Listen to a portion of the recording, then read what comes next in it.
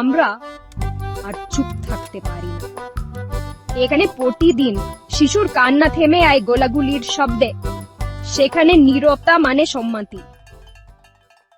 ফিলিস্তিনের প্রতিটি ধ্বংসস্তূপ, প্রতিটি কবর, প্রতিটি রক্তাক্ত মুখ আমাদের বিবেককে নাড়া দেয়। বিশ্ববাসী আর সহ্য করতে পারছে না এই অমানবিকতা। নিরপরাধ মানুষের রক্তের উপর দাঁড়িয়ে কোনো উন্নয়ন, কোনো সভ্যতা টিকতে পারে না। এই যুদ্ধ থামাতে হবে, এই আগ্রাসন বন্ধ করতে হবে। শান্তির দাবিতে আমরা রাস্তা নেমেছি।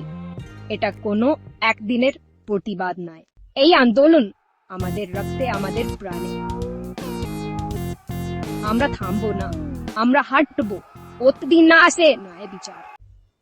আমরা বলছি ফিলিস্তিনিদের ওপর হামলা বন্ধ হোক, এই মানবতার বিরুদ্ধে যুদ্ধ বন্ধ হোক।